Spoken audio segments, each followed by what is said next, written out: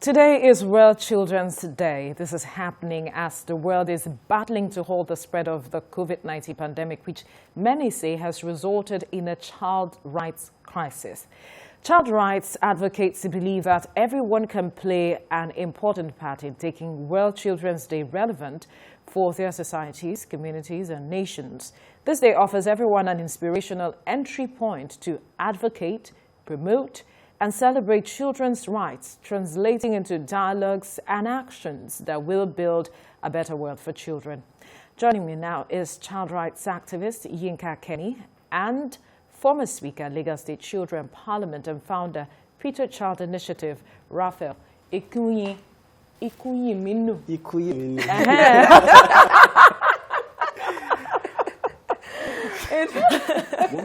Wow. Okay.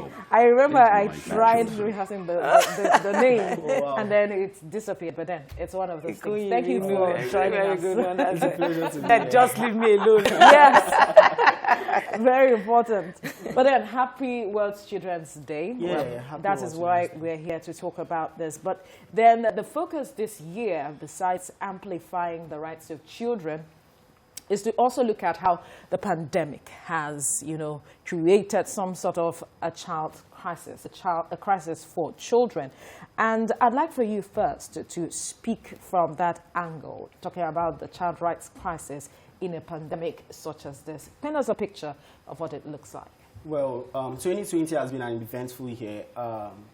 Talking about the coronavirus pandemic, children being at home all this period, I think it has given room for all forms of abuses. According to UNICEF, 6 out of 10 children are facing all forms of physical, emotional, and sexual abuse and neglect. And this period where children are being at home instead of going to school, a lot has happened. A lot of abuses have been perpetrated on children. And it gets worse because according to the words of Nelson Mandela, the character of the society can be told on how it treats its children. So the bad thing about the child abuse is the fact that these children grew up to become abusers, grew up to become violent citizens of the country. So we want to start looking at Nigeria as the way it treats its children, and we should start looking in that light.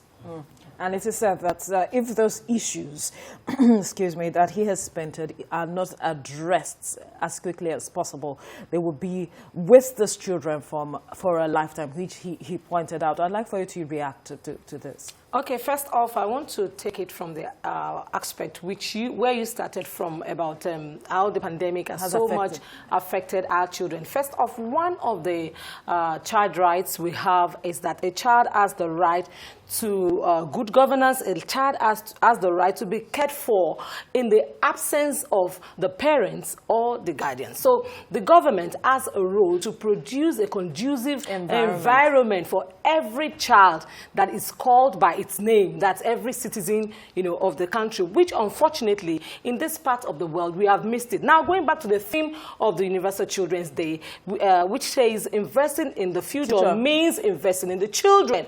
Now, how have we fared in this part of the world? And when I say in this part of the world, I'm talking about Nigeria. How have we fared in the past? In our healthcare aspect, what have we done? Not here we talk about women mortality. Look at the mortality rates. We have that is even children. From birth. Let's give the fact that, yes, okay, they do 1 or 2 things, well, quote and unquote, maybe in some of the southwestern states in the country. What happens? To the other states. To the other states. What's going on? What care do they have? What care do they have from childbirth? After the birth of the children, we still have some states in this part of the world that they don't have access to immunization. You know, it starts from there. We're talking about investing in the future now, but the future begins from today. They say, when is the best time to plant? It was 20 years ago, but then you have an opportunity now to do it. So we can begin to, you know, we can start from looking at the healthcare system, because for we to have a future in those children, they need to be alive. They need to live. They need to live, not just live, but they need to live healthy. You know, to be able. Sometimes it begins from understanding the impact. Exactly. And that was why I was trying to I wanted you to make us understand how the impact is on children. Taking the pandemic, for instance, where you also look at the impact of polio on children, for instance, we see how much what the damage it did, but the government was able to bring that to a standstill. And now, if we are looking at the pandemic, the COVID-19, what are the issues that we need to really take as critical to be addressed if we are to look from that standpoint? From the children now. You see, unfortunately, we had not, like I said initially, we had not really addressed a lot of things. But it's not too late. Now, looking at the children, how it had affected them. We are so fortunate in this part of the world that somehow, in our own way, God knows, we are being able to manage the pandemic, and we do not really have a lot of fatalities when it comes to children. And you find out that even the children are in school, you know. Surprisingly, I was expecting that we're going to have like an outburst of, you know, the pandemic. But you see, life is going on, you know, as usual. There were a few cases recorded in some schools. Very few cases that, you know, I was expecting an outburst, you understand. But then that is one of the reasons our government take things for granted, because somehow our systems, just takes care of itself, you know, most especially in this pandemic. Unfortunately, if we had had a crisis, you don't want to imagine what would have happened. Every mother would have been like, my child be on that. In fact, you find mothers will not even want to go to work because they don't want this child to even step out of the house. So you see, it's in so much, you know, it has affected, you know, the children in the sense that, look at the educational. I was asking someone some few days ago. I said, look, which curriculum are we practicing now? You did this school, they are having their third term, that school are having their second term, and, you know, everything, irregularities all over. You see, it brings us back to the educational system also. If we had gotten good educational system, you know, in place, what stops us from still keeping the children at home?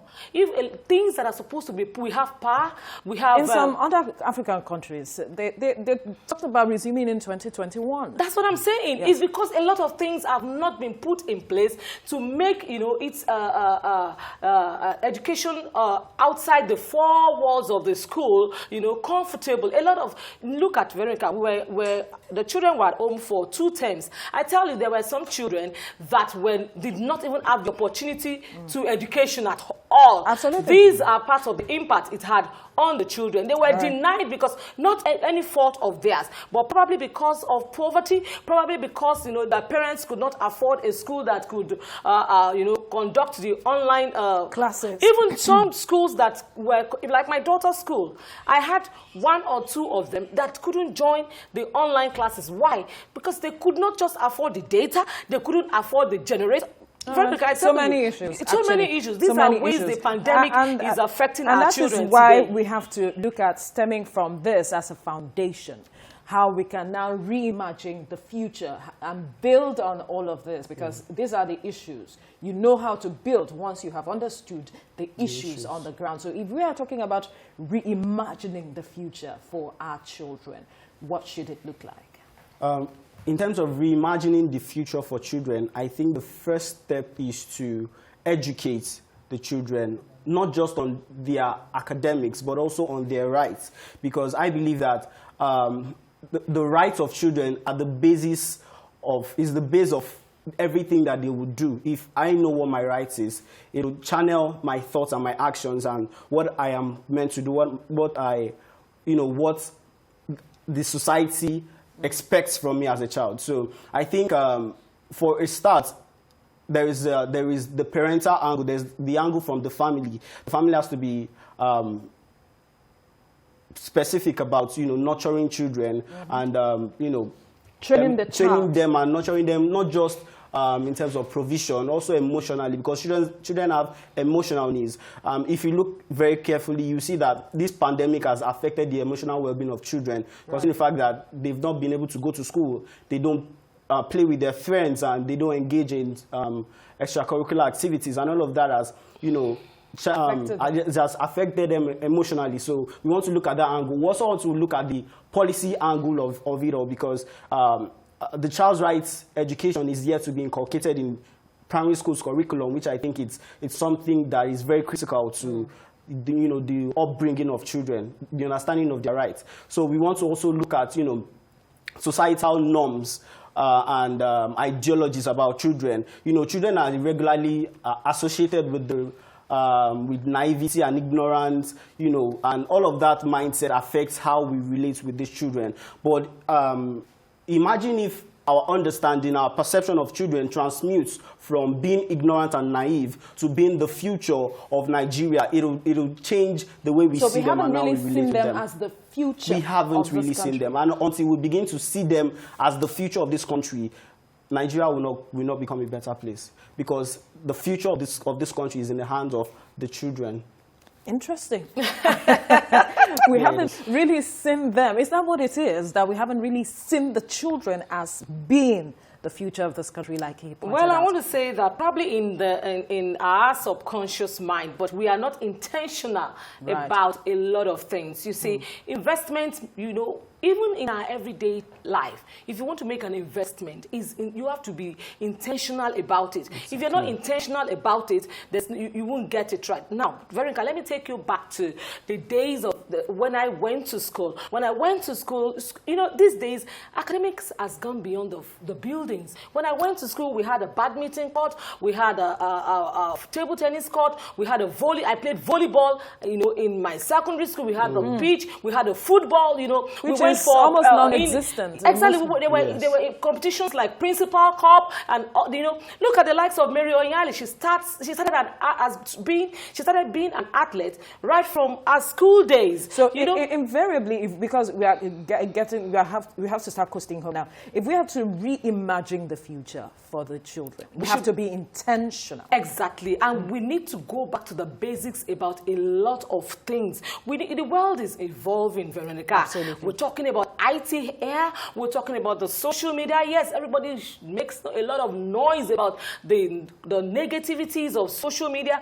But have we sat down to look at the positive things that to explore from social media? And we see that those children, they sit there day in, day out. Even as a government, as a community, as a society, as individuals, as parents also. Because it's a collective effort, to build these children. We all have a role. We look at the world is evolving away from the analog to, we have artificial intelligence, and these things we need to begin to inculcate it in how many schools have an ICT center.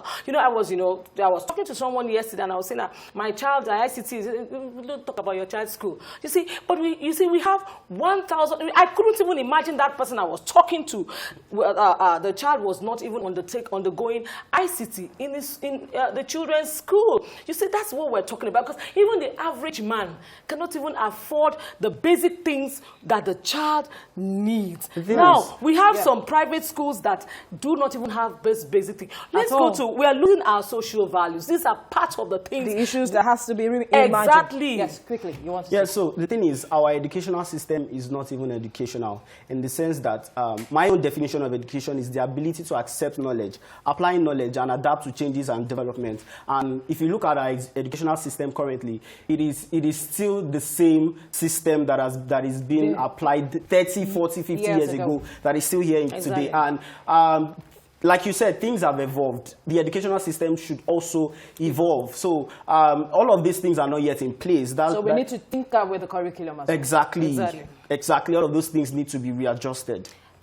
And I must mention here also, I was talking about our social values. We really need it. We are losing it fast. But I understand. And that is where parents coming, isn't it? Yes, if parents come in, then even the government, I understand history is no more it is. Some people say history, we have a lot of things where parents, are fast being absentee parents. A lot of parents that are even well-to-do, they grow up one morning and see their 18-year-old child and they want to wonder, how did you even get into my house? Because they have missed it when the child was growing up. So we should be intentional. You should be there emotionally, you should be there mentally, so that we don't breed children that they grow up to be psychologically damaged, emotionally damaged, and they begin to be, danger to the community and the society at large. Interesting. I believe the relevant stakeholders are listening and will pick the points necessary. It's a joint effort towards ensuring that the future that we're looking forward for our children is reimagined, and it's a combined effort from all stakeholders. Thank you so much for your time.